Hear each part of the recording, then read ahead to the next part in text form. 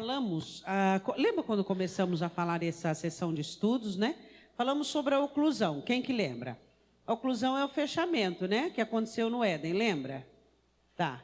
Fechamento, onde o homem se esconde de Deus, onde o ser humano se esconde um do outro, lembra? Quem que você lembra? Né? Aí da oclusão, nós migramos para onde? Nós migramos para a aula passada e a antes, né? Que é o quê?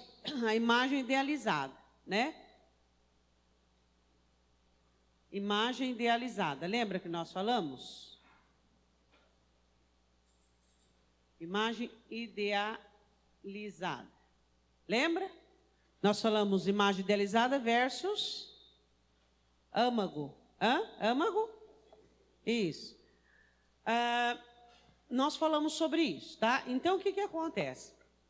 No Éden, o homem ele tinha uma abertura muito boa para com Deus, né? Conversa, diálogo e tudo mais.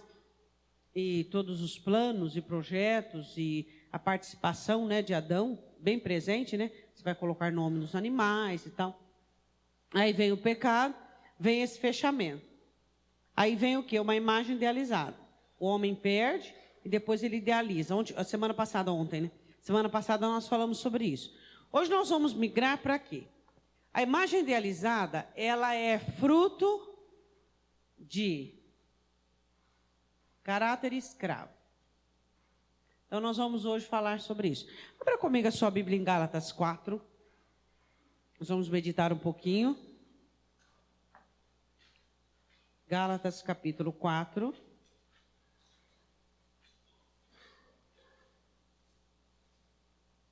Gálatas 4.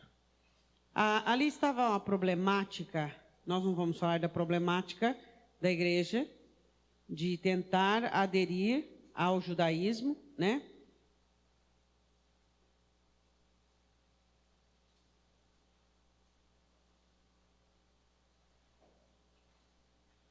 Gálatas 4.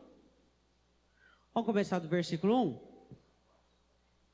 Então vamos lá. Nós vamos falar do 1. Digo, pois, que todo o tempo que o herdeiro... Está falando de um herdeiro. Quem é o herdeiro? Filho de um homem rico, de um dono de posses. É menino, em nada difere do... Vamos fazer uma ponte aqui. Que ponte que Paulo fala? Ele fala o seguinte, ó. Ele fala sobre... Em todo o tempo que o herdeiro... Ele é herdeiro, correto? Mas também ele é o quê? Menino. Ele nada difere de quem? Do escravo, servo. Do escravo. Tá. Paulo começa o assunto falando o seguinte, da imaturidade dos Gálatas. Ele está dizendo, todo tempo que o herdeiro é menino, em nada ele difere do escravo. Então, vamos começar aqui a falar sobre infantilismo, pois vamos voltar a falar sobre isso. O que é o infantilismo hoje na igreja? O infantilismo se dá pela imaturidade da igreja com respeito à Escritura.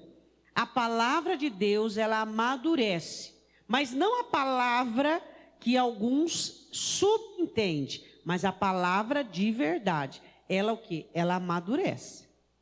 Então, por diversas vezes, depois nós vamos voltar a falar sobre o infantilismo, que o infantilismo tem tudo a ver com o caráter escravo. Por quê? Porque Paulo diz o seguinte, enquanto o herdeiro é menino, ele nada difere do escravo. Por quê? Porque ele precisa ficar debaixo de tutor. Então, ele fala sobre o infantilismo. Hoje, nós vivemos a realidade de uma igreja totalmente infantil. Uma igreja sem maturidade, uma igreja baseada em dogmas, uma igreja baseada naquilo que disseram, naquilo que viveram, naquilo que falaram. Chega uma pessoa e diz assim, eu vivi isso. Aí já começa a ser regra de fé. Uma pessoa fala, eu vi isso, já começa a ser regra de fé. Então, uma igreja que ela não é respaldada na palavra, ela não busca na palavra, ela começa a ser o quê? Uma igreja que ela começa a aceitar as crendices, né? Assim como o nosso país é cheio de crendices. Então, fica cheio de crendices. Aí ele diz assim, olha, nada difere do servo, ainda que seja senhor de tudo. Ele estava falando assim, que esse herdeiro aqui, ele é dono de tudo. Só que por ele não ter idade, não ter maturidade, ele é igualzinho um escravo, o infantilismo. Então, o infantilismo tem levado muitas pessoas a ser como escravos dentro da igreja. Foram livres pelo sangue de Cristo, foram livres pela palavra, mas eles mantêm um caráter escravo por conta da imaturidade. Eles não têm maturidade para passar por uma provação, por uma tentação. Não têm maturidade para serem mudados, transformados. Então, eles ficam assim, infantis. Eles começam a serem guiados por aquilo que pensam, que acham, que sentem.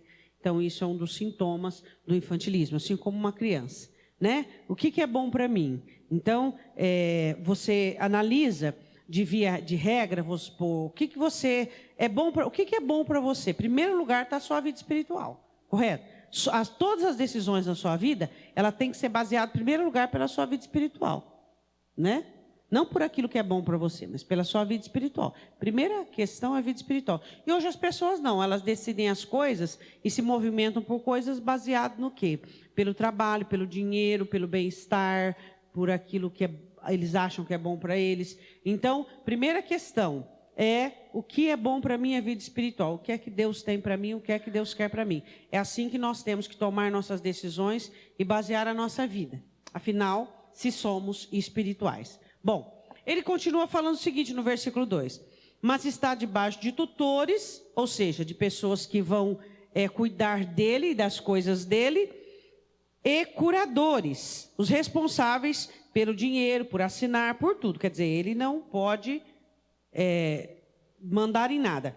Até o tempo determinado pelo pai. Ou seja, não é pai que é Deus, não. Lembra aqui a linguagem que ele está falando, né? Ele está falando de uma criança, tal, que é dona de tudo, mas aí o pai deixa um curador, o pai deixa até o tempo em que o menino amadurece. Aí Paulo continua dizendo o seguinte: assim também nós, quando éramos menino, quem pode dizer amém? Que éramos, a palavra éramos, estávamos reduzidos a... Então, o que ele diz novamente? Ele diz assim, ó, que quando nós éramos meninos, agora ele já fala numa linguagem espiritual. Ele diz, quando nós éramos meninos, nós estávamos reduzidos à servidão, né? Ele está falando aqui de ignorância, de imaturidade e tudo mais. Ele diz assim, olha, estávamos reduzidos à servidão, debaixo dos primeiros rudimentos do mundo. O que é rudimento? Base. Então, tudo aquilo que o mundo dizia, tudo aquilo que o mundo falava, tudo aquilo que nós aprendíamos como regra. Então, servidão significa a pessoa viver segundo os rudimentos de alguma coisa, né? Então, ela vive segundo os rudimentos e ela está coberta por tutores e curadores. Então, vamos pôr aqui, ó, tutores e aqui rudimento.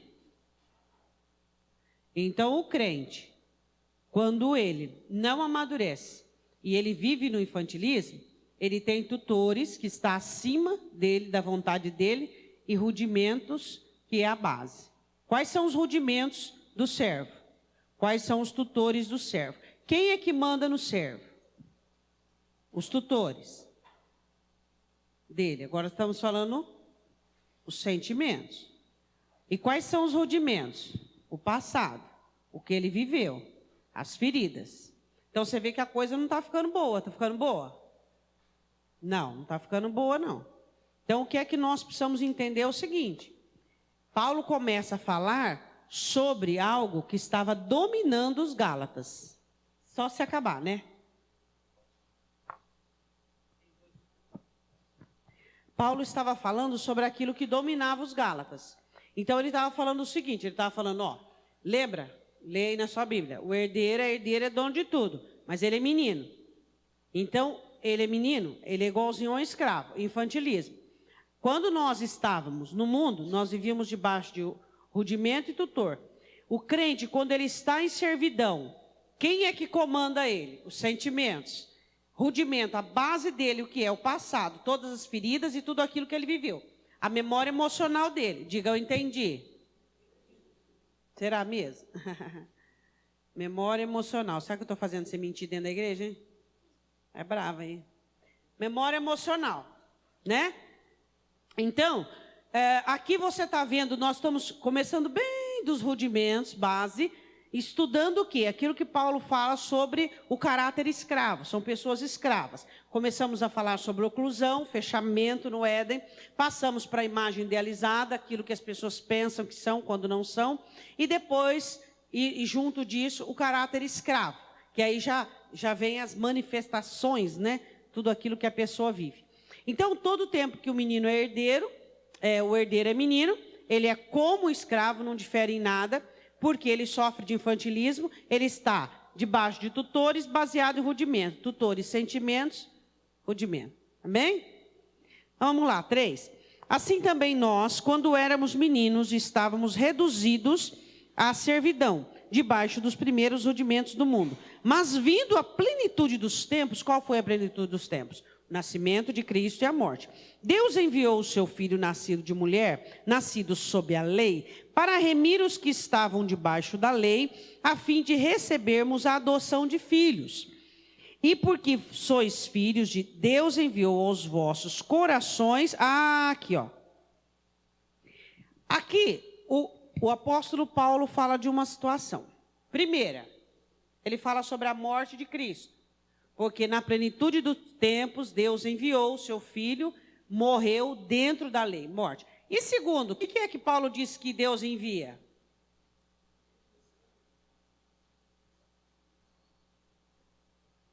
Deu para entender? Então ele diz assim, no versículo de número 5, ele fala sobre a adoção de filhos. E o 4 ele fala sobre Cristo. E o 6, sois filhos de Deus, Deus enviou aos nossos corações o Espírito que nos faz entender e nos sela como filhos de Deus. Assim que já não é mais servo, mas... Então, quando eu estou debaixo do sangue e tenho o Espírito, eu não estou mais debaixo da servidão. Eu sou o quê? Filho. Porque eu tenho o sangue e tenho o Espírito. Aí ele diz assim, ó. Assim, versículo 7. Assim que já não é mais servo, mas filho. Se és filho, és também... Se eu sou filho, eu não sou escravo. Se eu sou filho, eu não sou infantil. Se eu sou filho, eu sou o quê? Herdeiro. Tudo isso Paulo estava tentando ensinar os Gálatas sobre a condição de liberdade aqui e liberdade aqui. Sermos livres, tanto racionalmente, temos uma mente que pensa, tá? Porque o escravo, ele pode até pensar, mas ele não é dono da vida, da própria vida. Ele não é dono daquilo que ele faz. Às vezes o crente até pensa, mas ele não consegue fazer o que ele pensa. Ele não é senhor, ele é posse. Então a diferença, quando estamos debaixo desse propósito, dessa dispensação e dessa, somos filhos. Se nós temos em nós a morte de Cristo, e se nós temos o Espírito Santo, o que vai acontecer conosco? Nós somos o quê? Filhos. Se somos filhos, somos herdeiros. Mas se somos infantis, se a morte de Cristo não tem espaço, não tem obra, se o Espírito Santo não tem obra em nós, nós somos infantis. Se somos infantis, está dando para entender? Somos escravos. Se somos escravos, somos guiados por duas situações: tutores, sentimentos e rudimento, o passado, memórias emocionais, que daqui baseia toda a nossa estrutura. Deu para entender? Vamos daqui a pouco para Romanos. Aí diz assim, ó. Versículo de número 7. Assim que já não é mais servo, mas filho, se és filho, também é herdeiro de Deus por Cristo. Mas quando não conheceis a Deus, servi-os ao que por natureza não são os deuses. Ele fala da idolatria. Mas agora, conhecendo a Deus, ou antes sendo conhecidos por Deus, como tornar outra vez a esses rudimentos fracos e pobres, aos quais de novo quereis servir? Aí Paulo fala dos Gálatas. Nós não estamos falando aqui, não estamos fazendo uma exegese de Gálatas. Nós estamos usando aquilo que Paulo disse aos Gálatas para usar numa situação contemporânea, a nossa. Então Paulo disse, vocês já receberam a adoção de filhos, como é que vocês podem se colocar de novo em escravidão, debaixo de tutores e de rudimentos? Agora eu quero que você fique aberta em Gálatas, você vai comigo em Romanos 6. Vamos só falar uma questão sobre aquilo ali que eu estou dizendo com vocês? Romanos, capítulo 6. Vamos lá. Versículo 4. Todos acharam? Vamos falar sobre morte, olha lá, ó. Dá uma olhada. Vamos ver o 3. Vamos ver o 2. De modo nenhum, nós que estamos mortos para o pecado, como viveremos ainda nele, Romanos 6:3. Ou não sabeis que todos quantos fomos batizados em Jesus Cristo, fomos batizados na... Ai, o sangue de Cristo está sobre mim. Quando é que o sangue de Cristo está sobre você? Quando você está batizado na morte de Cristo. O que significa que você está batizado na morte de Cristo? Você morreu para o pecado. O pecado não habita mais em você. Você não tem mais prazer no pecado. Quando é que você está susceptível ao pecado? Em situações esporádicas, em situações de ciladas, em situações muito raras, mas o pecado não habita mais em você. Você nada tem mais a ver com o pecado. Você morreu para o pecado. Aí ele diz assim, ó. No batismo da sua morte, para que como Cristo foi ressuscitado, 4 agora, de sorte que se fomos sepultados com ele pelo batismo na morte, para que como Cristo foi ressuscitado dentre os mortos pela glória do Pai, assim andemos nós em quê? Em novidade de vida. Então, eu morro com Cristo, ressuscito com ele para quê? Para uma nova vida, uma vida sem pecado. 5. Porque se fomos plantados juntamente com ele na semelhança da sua morte, também o seremos também na da sua ressurreição. Sabendo isto, que se o nosso homem velho foi com ele crucificado para que o corpo do pecado seja desfeito, para que não... Aqui ele fala sobre somos servos. Então, se o nosso corpo, o nosso velho homem foi desfeito, então nós não vivemos mais na prática do pecado. Então, acabou, velha criatura, velho homem, nós lutamos todos os dias contra o pecado. Lutamos contra a velha criatura. Bom, agora vamos ao capítulo 8, falando agora do Espírito Santo. Vamos lá. Versículo 5. Vamos ver 1, né? Portanto, agora nenhuma condenação há para os que estão em Cristo Jesus. É muito fácil falar, não tem mais condenação sobre mim. Olha só a condição. Que para os que estão em Cristo Jesus, que não andam segundo mas segundo o... Então aqui vem o quê? A direção do quê? Do Espírito Santo, como tutor. Tá? Então aqui, não são os sentimentos, mas os tutores. Então o livre. Quem é o livre? Tá? O que é filho de Deus, ele é filho. Quem é o tutor dele? O Espírito Santo. Correto? Quem o dirige? É o Espírito Santo, não são mais seus sentimentos. Pensa bem, pergunta assim para o seu irmão, qual o seu Senhor? Seus sentimentos ou o Espírito Santo? É ou não é? Se você é filho de Deus, se você é livre, é o Espírito Santo. É ou não é? Né? Se você ainda é escravo, quem é o seu tutor? Seus sentimentos. É eles quem mandam.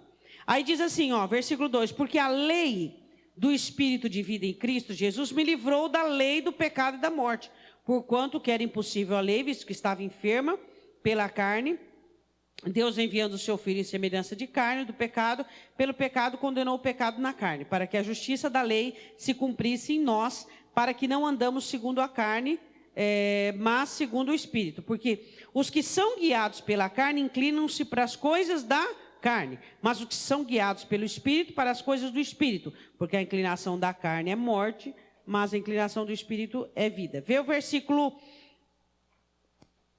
vamos lá. Porque todos os que são guiados pelo Espírito de Deus, esses são filhos de Deus, tá? E versículo 13, porque se viverdes segundo a carne morrereis, mas se pelo Espírito mortificardes as obras do corpo, vivereis. Então, o que é que a palavra do Senhor quer que nós entendamos? Que o Espírito Santo de Deus veio para quê? Para nos ajudar a manter essa obra de Cristo em nós, ajudando-nos a vencer o pecado. E qual é o rudimento daquele que é filho de Deus? É a palavra. Não são mais as memórias. Eu não busco a direção para aquilo que eu faço, naquilo que eu vivi. Eu busco a direção no que eu faço na palavra de Deus, correto? Se você é escravo, você vai agir segundo o que viveu, por causa das memórias emocionais.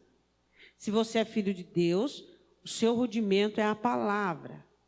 Não é o que você viveu. Suas experiências não são mais marcantes. Elas não definem mais um comportamento.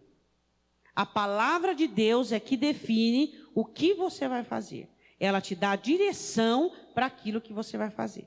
Você não é mais detido, não é mais preso, não é mais compromissado com ninguém.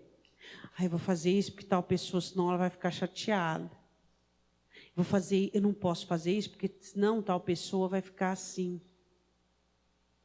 Não é baseado em sua memória emocional, em seus grilhões, suas cadeias, mas baseado na palavra. O que a palavra manda fazer aí? Ela manda, então eu estou fazendo. Deu para entender? Então, a diferença do filho e do escravo.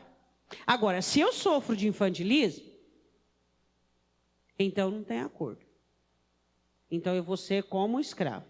O meu tutor vai ser meu sentimento, meu rudimento vai ser as minhas memórias emocionais. Então agora vamos para a aulinha, vamos lá. Bom, semelhança do menino com o escravo, nós já falamos, versículo 3, vamos voltar em Gálatas. Vamos voltar em Gálatas, vamos lá. Gálatas capítulo 4. Bom, já falamos do versículo 4 e 5, falamos do Espírito Santo. Vamos lá. Agora vamos falar o seguinte, vamos começar agora no versículo de número 23. Vamos pular um pouquinho. Eu gosto muito desse versículo 19, dá uma lidinha no versículo 19. Você acha que as igrejas foram dignas do amor de Paulo e dedicação?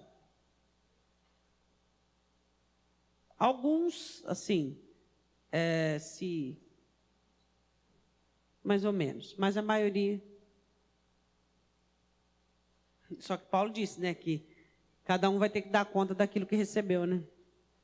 Meus filhinhos, por quem de novo sinto as dores de parto, versículo 19, até que Cristo seja formado em vós. Então, a necessidade de Paulo era que a igreja amadurecesse, para que a igreja não fosse mais uma igreja levada por toda a roda de doutrina, não é verdade? A igreja, fala comigo, a igreja dos tempos para cá, que foi toda essa inovação aí. Quanta coisa entrou dentro da igreja, que nós sempre comentamos, né? Quanta coisa entrou. Quanto modismo, quanto modernismo, lembra? Não era PG. Como é que era aquilo que fala mesmo que em 3 dias mudavam a pessoa? Eu esqueci até o nome. Encontro, Lembra quando falava? Você vai participar do encontro e você vai ser uma nova criatura em 3 dias. Mentira. A obra da sua vida, da minha, é ou não é? Muito bom fazer um retiro, muito bom estar com Deus, muito bom receber palavras, fazer tratamento de cura interior, muito bom, mas não colocar um projeto e uma ideia como doutrina. Aí quem não participava do encontro não era crente, aí quem não participava do encontro não sei o que, não é verdade? Então começou-se a fazer separações, né? Começou a fazer aquela centopeia, aquele monte de cabeça, não é verdade? Não é centopeia que é um monte de cabeça, é medusa. Centopeia é um monte de perna, né? A questão é, 3 dias não muda ninguém, tá? Então vamos fazer um encontro? Vamos. Vamos ficar 3 dias alongados numa chácara? Vamos. Mas não vamos fazer isso via de regra. Mas não vamos fazer disso um dogma, um costume, uma febre. Por que a igreja precisa dessas febres? Porque a igreja está infeccionada. Ela precisa de modernismo, ela precisa de coisas novas. Ai, pastora, mas naquele encontro foi um divisor de águas na minha vida, né? Pode até ser que aconteceu uma coisa boa, uma libertação. Como poderia ser um culto? Como poderia ter sido um acampamento, outro encontro? Foi por causa da sua abertura. Agora, a igreja costuma transformar modismo, costuma transformar novidades. Por que a igreja precisa dessas novidades? Por quê? Porque ela saiu do rudimento, que é a palavra. A palavra é o nosso rudimento, a nossa regra de fé. É da palavra que nós precisamos. Então, quando você sai da palavra, você precisa de coisa nova. Coisa nova, você precisa de profetado, você precisa de encontro, você precisa de grudar na parede, você precisa de um monte de coisa, cair para trás. Aí você começa a precisar de um monte de coisa. Por que você precisa disso? Por causa da falta da palavra. Então, a igreja ela começou a aderir a esses movimentos. E ela foi se afastando da palavra. Isso tudo veio do McDonald's. Nada brasileirado, tudo veio lá dos States, ou então da parte de cá, tudo veio, nunca não vem do Brasil, o Brasil só copia, não é? Veio lá do McDonald's, tudo que os Estados Unidos faz é febre, então os Estados Unidos faz é bonito, os Estados Unidos faz, nós temos que fazer também, os Estados Unidos faz, a igreja nos Estados Unidos está morta, a igreja morreu, templos foram transformados em mercados, por quê? Porque uma igreja que sai do rudimento. Então, uma igreja que sai da palavra não tem como sobreviver. Ela vai o quê? Atrás de ventos de doutrinas. Ela vai atrás do quê? De movimento humano. Então, não tem como sobreviver. Não é verdade? Então, durante esses tempos agora, surgiram o quê? Surgiram vários popstar, não é verdade? Vários cantores que viraram artistas, pastores que viraram artistas, pastores que viraram célebres, né, no meio da multidão. Por quê? Porque Cristo desapareceu. Então as pessoas começaram a mostrar a si mesma e Cristo desapareceu. Então a igreja se tornou fraca. Então hoje a igreja é uma igreja infantil. Totalmente infantil. Por quê? Porque Cristo desapareceu. Os homens apareceram e Cristo desapareceu da igreja. Por quê? Porque a igreja ela começou a ser o quê? A igreja começou a idolatrar o ser humano, a idolatrar a obra humana, a ir atrás de movimento. Então é uma igreja fraca hoje. Nossa igreja é totalmente fraca. A igreja da nossa situação contemporânea é uma igreja fraca. É uma igreja que ela precisa do sentimento. Um culto que ela não sente, um culto que o crente não sente nada, ele não sai bem. Ele não busca mais Cristo para o racional, para prestar um culto racional, para compreender, para entender, para ter uma base, a palavra. Ele busca sentimento. Então, se ele não tem um palhaço no púlpito, não está bom para ele. Se ele não tem um pastor ou uma canção, você pode ver as nossas canções. A maioria das nossas canções, ela é voltada para quê? Para o sentimento, para nós mesmos. Por quê? Porque o homem pede, porque faz sucesso, porque dá ibope, porque ganha dinheiro. Então, o evangelho virou o quê? Um mercado monetário. Então, as pessoas cantam o que os outros querem ouvir e pregam o que os outros querem ouvir. Então, vira-se um mercado monetário. Então, foi o que a igreja se tornou. Hoje, a igreja, ela virou isso aí. Por quê? Porque está cheio de criança. Você enche a igreja com um bando de criança, e vai ensinar para ela matemática. Você não aguenta meia hora, 20 minutos da atenção dela. Então, você tem que ser o quê? Lúdico. Você tem que ser lúdico. Então, é igual hoje, a igreja ela é lúdica. Ela tem que envolver emocionalmente o povo, para que o povo possa permanecer, para que o povo possa gostar. Fala para mim se o culto é para você ou eu gostar, ou para Deus aprovar. Não, pensa comigo, o que é um culto? Por que foi criado o templo? Por que foi criado o culto? Por que Deus estabeleceu para Moisés o culto? O culto era para os homens? Não, porque todo mundo ficava no átrio. Como é que o culto é para o ser humano se o povo ficava no átrio? Se no Santíssimo entrava só um, o Santo dos Santos, só o sumo sacerdote, uma vez ao ano. Como é que o culto é para o ser humano? O culto é para Deus, não é para o ser humano. Então você não vem na igreja para você se sentir bem, você não vem na igreja para você receber, você vem na igreja para doar.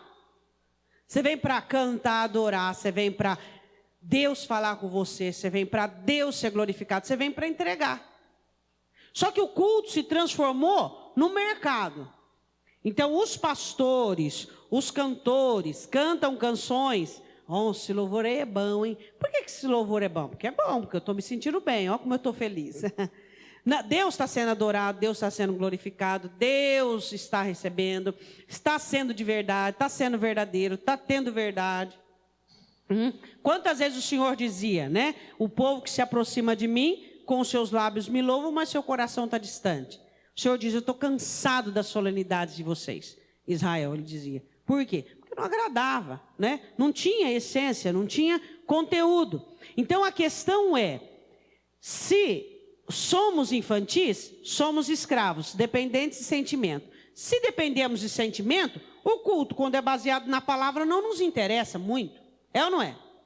Por quê? Porque nós vamos buscar aquilo que nos é empático, aquilo que nos é íntimo, que nos é comum.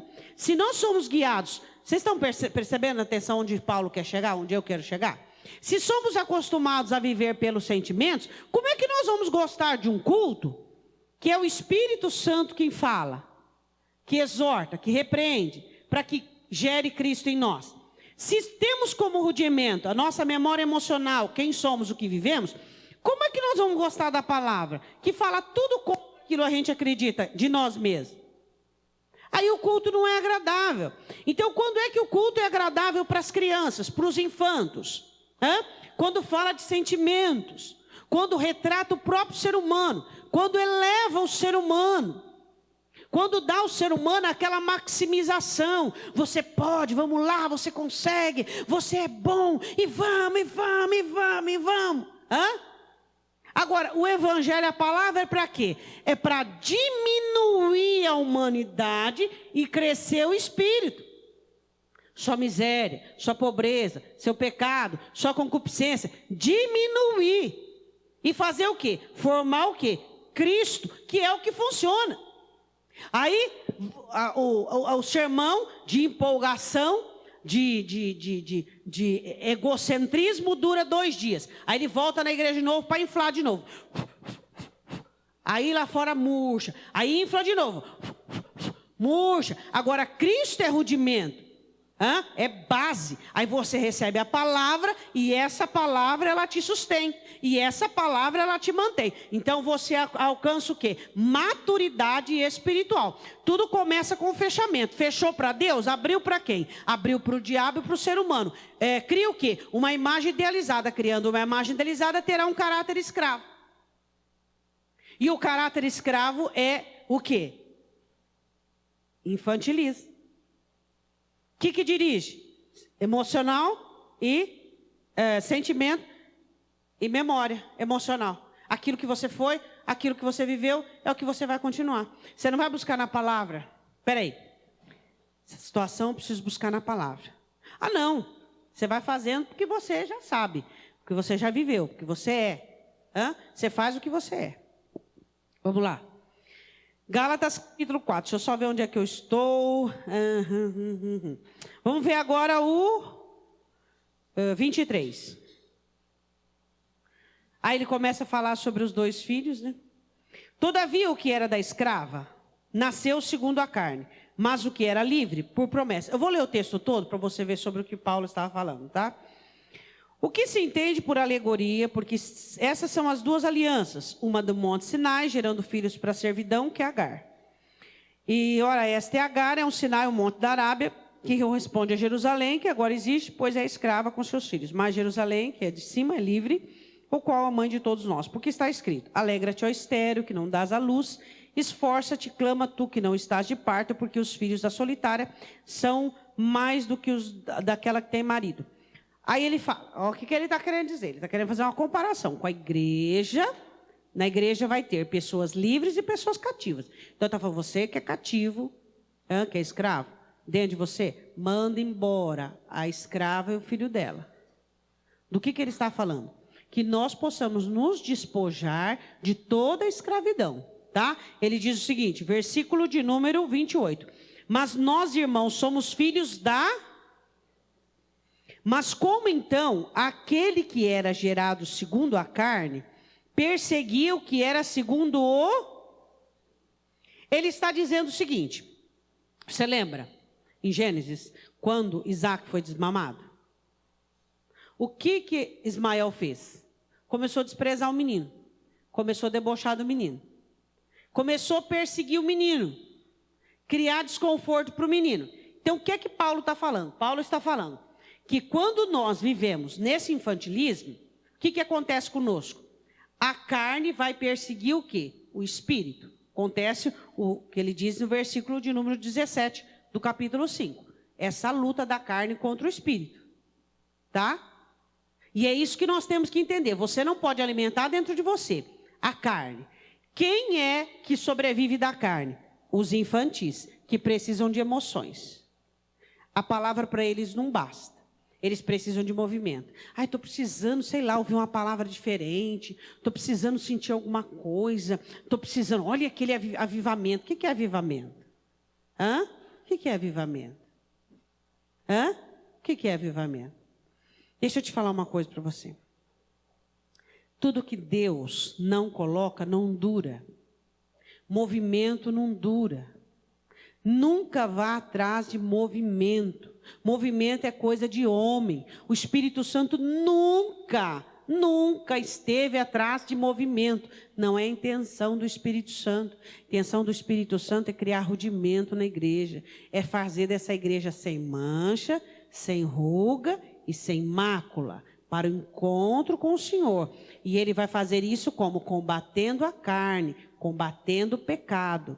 Não vá atrás de emoção. Crente que vai atrás de emoção, de avivamento, esse tipo de avivamento. Agora todo mundo está caindo. Agora, você lembra? Eu não sei se vocês lembram. Agora todo mundo está mijando, não sei aonde. Mijava nas paredes, nas esquinas, lembra? Teve esse movimento da mijação também. Quem não lembra? Né? Eu só ouvi falar. Agora todo mundo está caindo para trás. Agora todo mundo está fazendo xixi. Agora todo mundo está o quê? Agora joga o paletó, todo mundo cai. Agora nós vamos tudo ser uma nova criatura depois de 3 dias enclausulado. Hã? Tudo isso é movimento que passa. Que passa. Podemos, já disse, podemos fazer um acampamento? Podemos. Mas não podemos dizer que esse acampamento vai mudar. Quem muda é Jesus Cristo. Quem transforma é o Senhor Jesus. Pastores que criam as ovelhas, sistematizados nisso, são pastores irresponsáveis, porque é a palavra que rudimenta. Hã? Você já viu o marido quando cansa da esposa? Hã? Marido quando quer novidade, o que ele faz? Arruma um amante. Assim é a igreja. Cristo não é suficiente para a igreja? A palavra não é suficiente para a igreja? Por que nós precisamos de movimento? Por que nós precisamos de ideologia humana? Hã?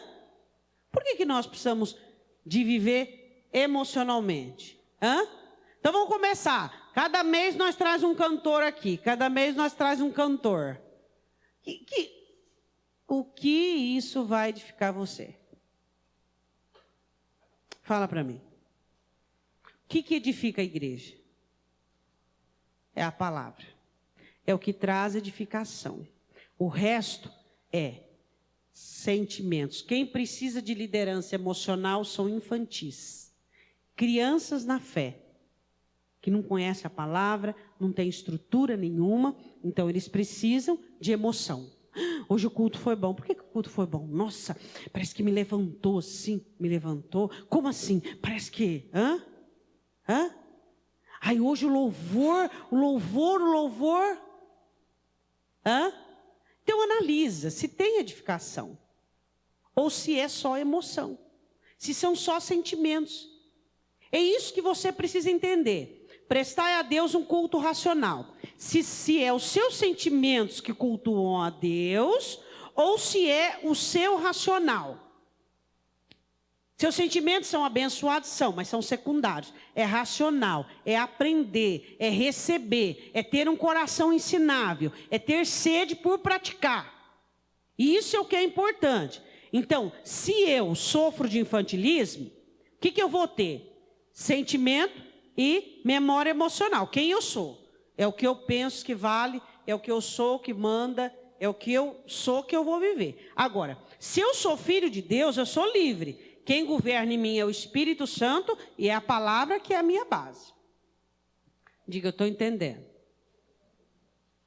A igreja ela foi acostumada a ser alimentada emocionalmente. Por isso que algumas pessoas elas são escravas dos sentimentos.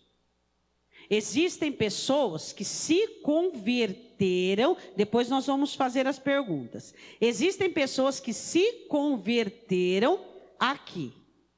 E agora para fazer essa transição para cá, para o Espírito Santo? Não é brincadeira não, meu irmão. Crentes que se converteram, acostumados à sustentação do emocional, basearam a sua vida cristã nos sentimentos, para ele migrar, para poder viver uma vida racional, uma vida sóbria, equilibrada, com os lombos cingidos, e ouvir o Espírito ao invés de ouvir o coração, tem gente que não consegue. Por quê? Porque não tem humildade. Você se converteu aqui, tudo sentimento. Jesus me ama. É maravilhoso que Jesus te ama, mas e aí? E aí, não vai fazer nada? Você não vai amá-lo? Você não vai se dedicar a ele? Você não vai ter uma vida santa? E aí? Tá, Jesus te ama. E aí? Converteram aqui. E para migrar para cá? Tem gente que não consegue nunca. Por quê? Porque a alma acostuma a vincular Jesus apenas na área emocional.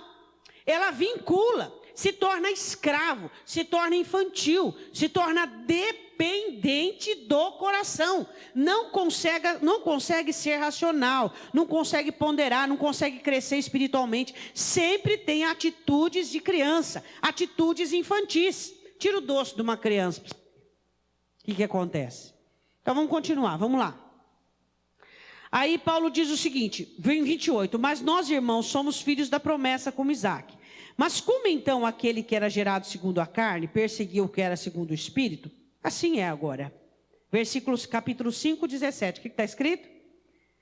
Porque a carne cobiça contra e o Espírito contra e estes opõem-se um ao outro para que não façais o que quereis. Aí ele diz no 30, 4:30. Mas diz, o que diz a Escritura? Lança fora e o seu, porque de modo algum o filho da escrava herdará com o filho da... Aí ele termina dizendo, de maneira que irmãos somos filhos não da, mas da... Então ele está dizendo o seguinte, lança fora a escrava e seu filho. Por quê? Porque não se pode ser infantil e filho. Não se consegue ser filho e escravo. Ou é um ou é outro. Aí eu começo com a grande pergunta. Você é filho de Deus, é livre ou é infantil e escravo? Oh, sou filho de Deus, sou livre. Quem que vai dizer isso? Suas atitudes. É suas atitudes quem diz quem é você. O que eu penso diz quem sou eu. O que você pensa de mim diz quem sou eu. Quem sou eu? Uai, Jesus diz o quê? Pelos frutos. Onde está escrito isso? Tudo bem. Ó, vamos lá. Agora eu quero que você leia comigo. Vamos analisar primeiro. Lança fora a escrava e seu filho. Diga para o seu irmão assim, insidioso. A palavra insidioso significa assim, que arquiteta, que arma ciladas. Então nós vamos falar a primeira característica do caráter escravo. Ele é insidioso, ele arma ciladas. Para quem? Para você mesmo. Processo crônico durável, né? O caráter escravo, ele é um processo crônico, grave, e que ele arma ciladas. Então, esse é o caráter escravo. Por quê? Porque a própria pessoa, ela cria, lembra, imagem idealizada? A própria pessoa cria situações baseadas em mentira. Por quê? Vamos falar agora sobre cilada. O que é cilada? O que está escrito em Jeremias? Enganoso é o... Quem o... Por que armas ciladas? Por quê?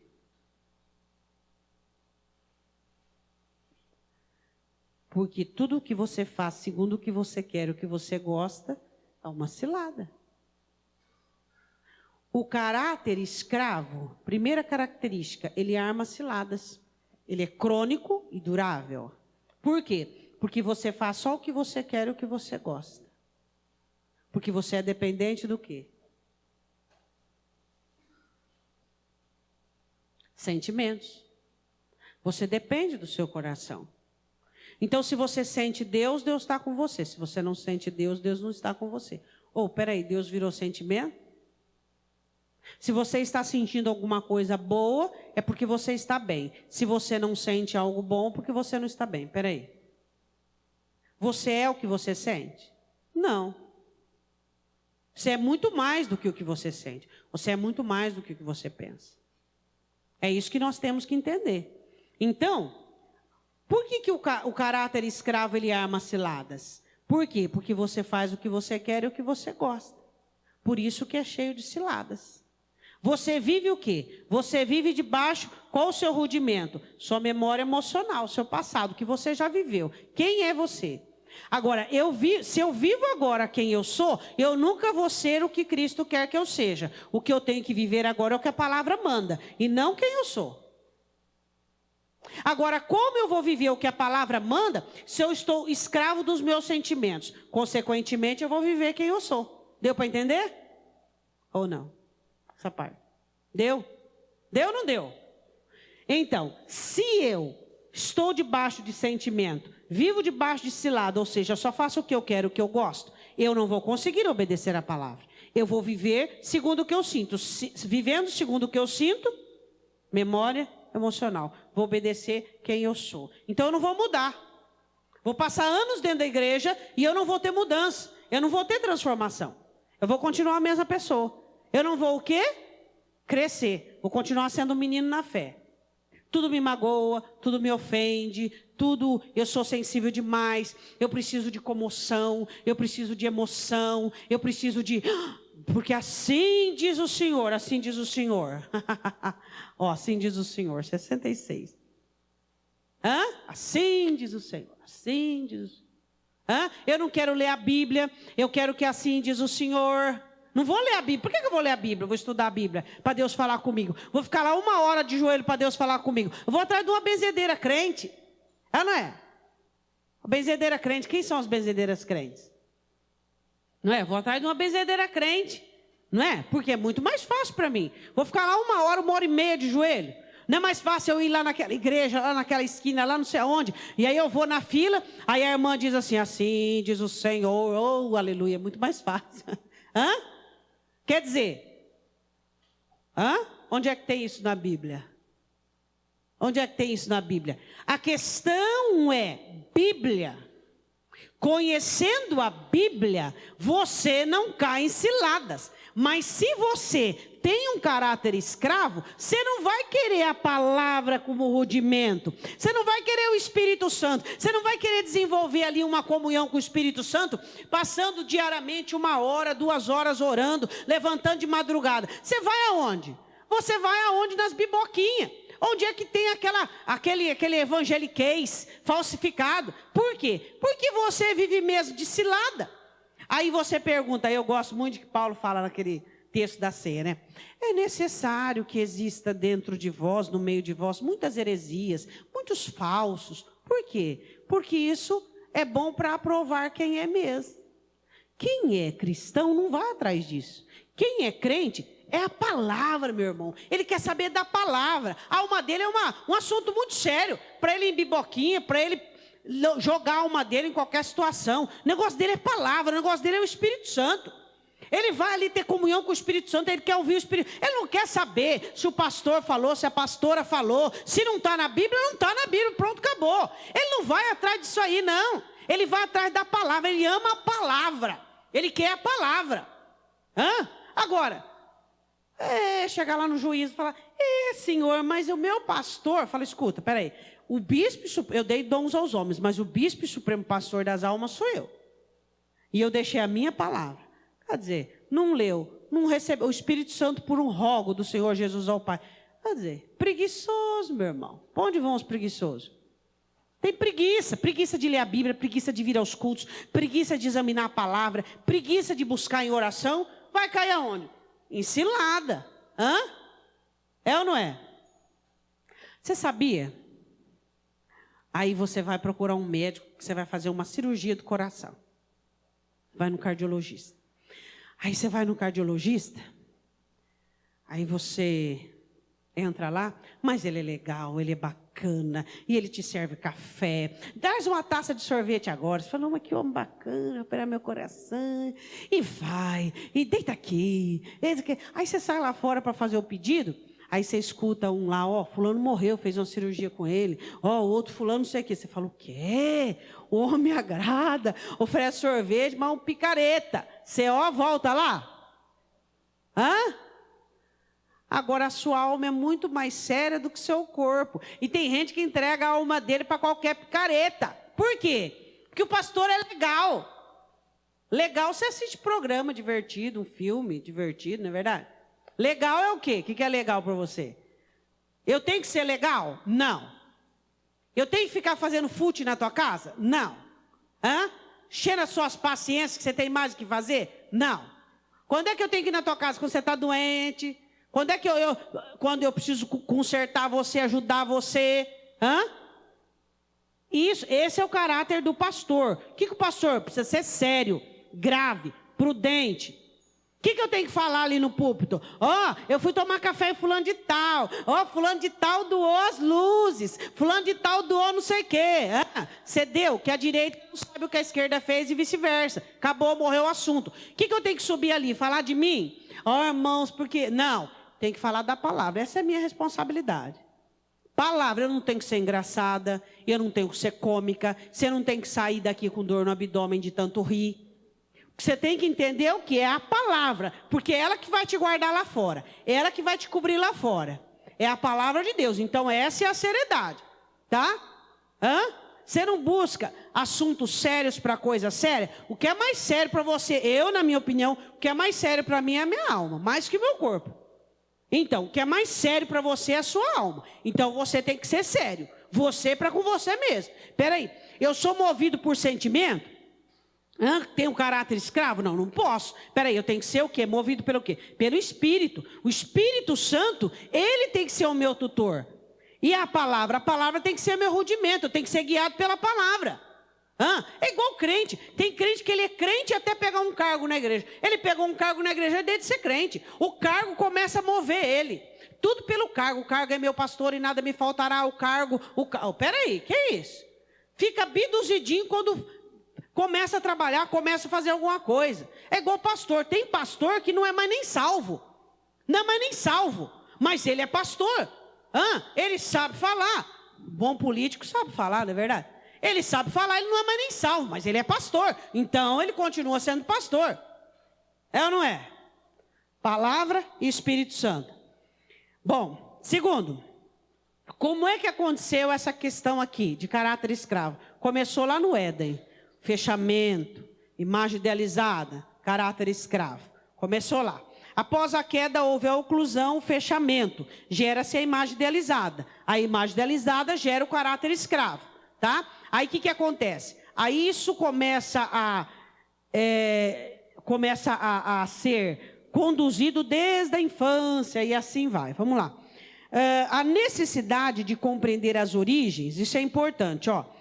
Para facilitar a compreensão do funcional. Deixa eu só fazer você entender uma coisa. Segunda coisa.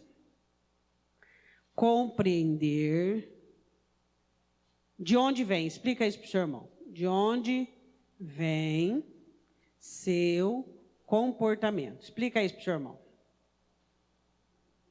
Espera aí. Por que eu fiz isso? Por que eu estou pensando assim? Por que eu estou agindo assim? Para entender o quê? O funcional.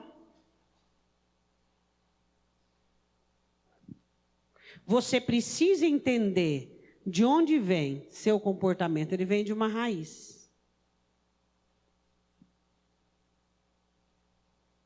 Para que você entenda o funcional. Primeiro, armas ciladas. Segundo, compreender de onde vem seu comportamento. para que você entenda como é que está funcionando o seu interior. De onde é que vem isso? Peraí, a palavra diz isso, mas eu não consigo obedecer, eu não consigo. Peraí, mas de onde é que está vindo isso? De onde é que está vindo esse comportamento meu? De onde é que está vindo essa situação? Qual é a maior fábrica de soberba?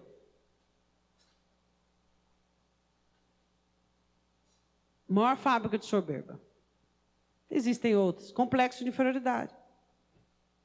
Pessoa complexada, ela é tendenciosa a ser soberba. Pessoa que sofreu trauma, pessoa que sofreu algum tipo de violência, ela tem uma inclinação muito grande a ser soberba. Eu quero que você vá comigo, deixa aberto aí em Gálatas. Vai comigo em Gênesis. Capítulo 16. Versículo de número 4. O que está escrito aí? Sara deu Agar para Abraão. Gênesis 16, 4. E ele possuiu Agar, e ela concebeu, engravidou. E vendo ela que concebera, foi sua senhora, estou grávida de Abraão. Soberba, ficou arrogante. Aí entra. Ela tinha um filho no ventre, mas continuava escrava. Quando o crente, que é escravo, enriquece, é curado, é abençoado, ele vai cair nisso aqui, ó. Soberba. Por quê? Porque ele acha o seguinte: Deus me abençoou, Deus me curou, Deus me salvou, e ele cresce. Peraí, Deus fez porque ele é bom, porque ele é misericordioso. Porque foi um favor que Deus fez, é pela graça. Agora você precisa continuar mudando, você precisa continuar melhorando, você precisa continuar crescendo. O ter nada tem a ver com o ser. Não é porque você tem, é porque você tem Deus, mas você é Deus. Aí, ó, explicou tudo, né, não? Quem tem Deus aqui? Mas você é Deus, porque você tem Deus. Hã? Você é abençoado financeiramente, mas por isso você é rico aos olhos de Deus. Você pode ser a pessoa mais miserável dessa igreja. Por quê? Porque você não tem graça, você não tem santidade, você não tem comunhão com Deus. E aí? Hã? Então você não pode confundir o ter com o ser. Ela ficou grávida de Abraão, só que ela continuava sendo escrava. E ela achou que por estar grávida ela podia desprezar Sarai. Sarai era sua senhora. Era sua dona. Hã? Aí o que acontece? Aí as pessoas que elas começam a ter alguma coisa de Deus, elas começam a se sentir deuses. Elas começam a se sentir dono. Eu sou dono da minha vida. Ele começa a fazer o que ele quer, fazer o que ele pensa, agir como ele gosta. Por quê? Porque Deus abençoou ele. Ah, Deus me abençoou. Peraí. Aprenda a separar bênção de agradar. Quantas vezes Deus abençoou Israel sem estar agradado com Israel? 1, 2. De maneira nenhuma. Quantas vezes Deus fez chover em Israel na época de Elias? Porque o povo se converteu. Por causa de quem que Deus fez chover? Por causa de um homem, Elias. Só por causa dele. Você precisa compreender a doação de Deus, porque para Deus essas coisas humanas não são nada. Dinheiro, isso aí não é nada, nada. Não é importante. Importante para Deus é a sua alma. Então existem pessoas que acham que porque Deus está abençoando ele, Deus está agradado com ele. Não, de maneira alguma. Então você precisa separar, não fazer igual Agar. Agar engravidou, achou que estava, vixe, agora eu estou bem na fita, agora é a minha vez. O que aconteceu? Sarai disse para Abraão, ó, que negócio é esse aí? Ele diz, ó, a escrava está na tua mão. Ah, desceu o couro na mulher. Aqui, ó, em Agar. Agar fugiu. Aí o anjo encontrou ela e falou, o que você está fazendo aqui? Volta e humilha diante de sua senhora. volta e humilha diante de sua senhora. Ou seja, você pode ter engravidado de Abraão, só que você continua sendo escravo. Eu li esse texto para você entender o seguinte, que a primeira reação de um escravo quando recebe qualquer coisa é soberba. Você quer ver um crente quando ele é escravo? É soberbo, ele fica soberbo. Ele já confunde todas as coisas. Agora o crente quando é filho, o Espírito Santo convence ele. Você precisa de Deus, você precisa de Deus. Olha a sua miséria, olha aqui sua miséria, olha aqui, olha aqui. E ele está sempre humilde, sempre humilhado. O Senhor, tenha misericórdia de mim. E ele chora diante do Senhor, chora. Por que ele está chorando? Porque ele tem problema?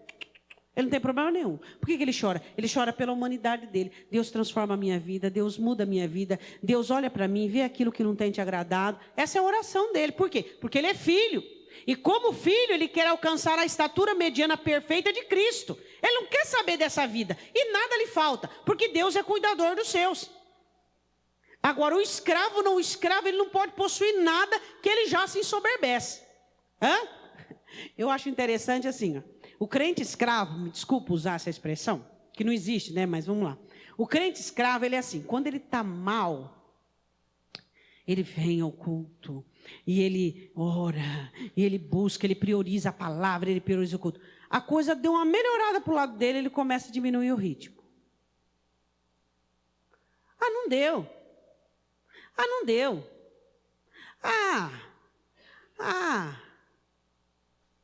Por quê? Porque é escravo. Então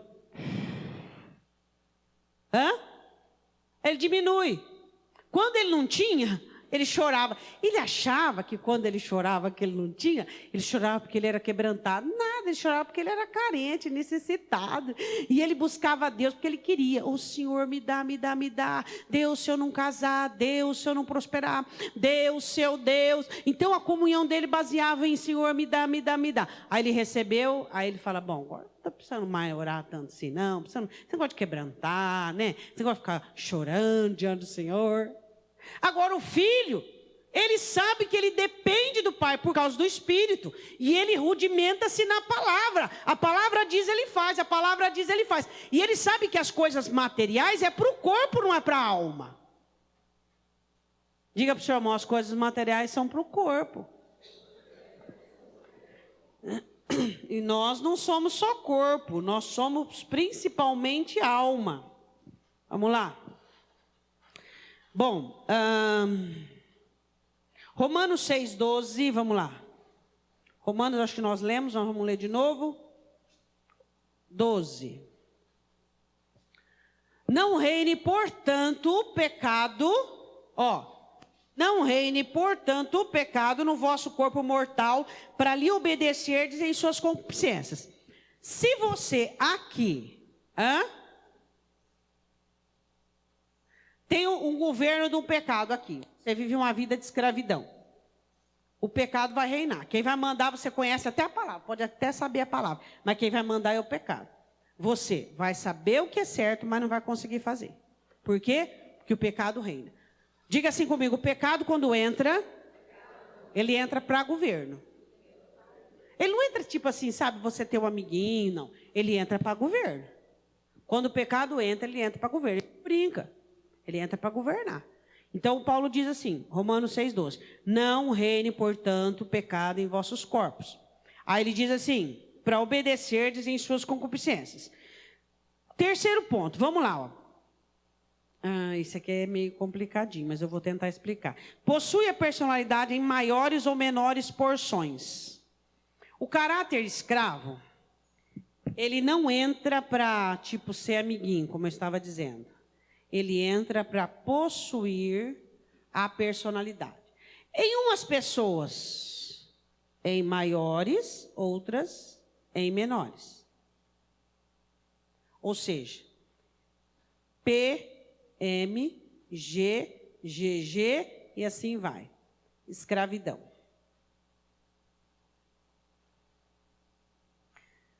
Pastora, o que significa isso? Quando o caráter escravo, ele arma ciladas, porque depende do coração, você precisa compreender, segundo, a raiz, terceira característica, possui a personalidade menor e maior escala. Caráter escravo. PMGGG. Agora eu quero fazer uma pergunta. Essa ascensão aqui depende do quê? O caráter escravo. Depende do quê? Pensar, pensar, pensar, pensar, pensar, pensar. O caráter escravo depende do quê? Quando mais arrogante, mais autoconfiante você for, quanto mais inferiorizado, mais com tendência à humildade, com tendência a enxergar. Então, existe diferença de caráter escravo. Quanto mais o crente é autoconfiante, recebeu o evangelho e ele se sente autoconfiante, maior vai ser o caráter escravo, mais produtivo de pecado. Quando o crente ainda tem um caráter escravo, mas ele tem tendência à humildade, tem tendência a arrependimento, tem tendência ao quebrantamento, menor vai ser. Por isso que depende da personalidade. Possui a personalidade com tendências maiores e menores. Essa parte aí dá para entender? Agora vamos para o segundo passo. Com maior ou menor intensidade. Esse P aqui, ele é uma pessoa humilhada, é uma pessoa que ama a palavra, é uma pessoa que está buscando mudança, está buscando sair desse caráter escravo. Vai ser menor intensidade. O que significa menor intensidade? Eu vou colocar assim, tá? Prejudica somente ele. Agora, esse P aqui, ele não busca tanto, não ora tanto, não se humilha tanto. Com maior intensidade. Ele e os outros. Deu para entender? Tá? Então, o caráter escravo domina a personalidade com dimensões pequenas ou maiores. Tá? Ou com intensidade, força. Isso aqui nós falamos de espaço da alma. Isso aqui nós falamos de força. Então vamos lá. Isso aqui nós falamos de espaço, domina tudo. Isso aqui nós falamos de força, tá? Aqui, espaço, aqui, força. Então, quando é que eu chego para Cristo com caráter escravo? Então, eu preciso da morte de Cristo e do Espírito Santo, tá? Então, como que eu faço para conseguir ser filho, ser livre? Ter uma mente livre, uma alma livre. Eu estou aqui, tá? Então eu venho para Cristo, eu sou coronel. Aí eu preciso entender o quê? Que eu sou uma alma, eu não sou coronel, eu sou uma alma, tá? Então, se eu entendo que eu sou uma alma, eu estou aqui, ó, espaço, tá? P, não, eu sou uma alma, eu preciso de Cristo, eu preciso igual todo mundo, e eu, não importa o que eu tenho, certo? Então eu estou no P. Aí, pode ser com mais intensidade, tá? Prejudico só a mim, não consigo ser livre, e luto com os meus pecados, e luto com a minha concupiscência. Ou os outros, tá? Aí, onde eu levo todo esse caráter escravo a prejudicar os outros. Ou, eu chego na igreja, vou me converter, e eu não tiro as vestimentas do ter. Eu sou rico. Não, mas eu sou pobre, eu preciso de Deus, eu não conheço nada. Então, eu vou para o P. Tá? Então você precisa entender isso aí. Entendeu ou não entendeu? Pergunta para o teu irmão. Então o caráter escravo, ele domina a personalidade em espaço pequeno ou maior, intensidade pouco ou muita. Dependendo da compreensão e do entendimento, a conversão. Agora diz para mim uma coisa. Os crentes que se convertem com essas marretadas por aí, que jeito que eles vão ter chance de ser livre? Que chance que tem? Se a liberdade vem por meio da palavra pregada na íntegra e da ação do Espírito Santo de Deus. Continuam infantis, dependentes, movidos, dirigidos pela emoção. Entendeu? Então tá, depois as perguntas, já vamos parar já, vai, viu? Ó, a questão é o que o caráter escravo, ele vai suscitar. Isso independe de cada um. Um é raiva, emoções. Vamos falar de emoções. O outro pode ser ansiedade. Dependendo do quê? Dependendo da personalidade. Tá? Deixa eu terminar só isso aqui para nós semana que vem já. Como é que você entende o caráter, se o seu é escravo ou não? Você olha para as suas reações. Você olha para aquilo que você faz. Então você consegue entender. Eu consigo obedecer a palavra nas minhas reações? Eu consigo ouvir o Espírito Santo? Não. O que eu ouço? Eu ouço os meus sentimentos e eu faço do jeito que eu sou. Eu sou e eu faço. Caráter escravo. Isso é muito duro. Duro é continuar escravo, não é não? Conhecer é uma bênção. Tendências inconscientes, explica isso para o seu irmão, interagem com tendências presentes. Isso é bom, né? Tá no final da aula e a pastora quer complicar, né? Porque faz parte do caráter escravo. Você tem... O que são tendências inconscientes? Vamos lá. O que significa tendência inconsciente? O que significa?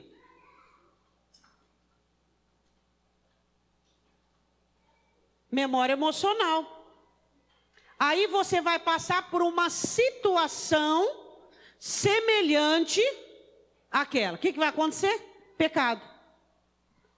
Aí ela vai ligar com tendência presente. Está lá bem escondidinho dentro de você uma cobiça. Vamos analisar agora, uma cobiça. De onde vem essa cobiça? De um complexo de inferioridade. Pessoas complexadas são tendenciosas à cobiça. Um dia eu quero estudar com você só complexo de inferioridade e suas subdivisões. Tá? O que uma pessoa complexada nutre? Nutre pecado. Por quê? Ela é tendenciosa ao pecado, porque ela não tem identidade. Então, ela precisa existir a partir do que faz. Tá? Então, uma pessoa que tem complexo de inferioridade, ela vai o quê? Ela vai cobiçar. Cobiçando, ela vai lutar contra a cobiça. Ela é crente, ela vai lutar.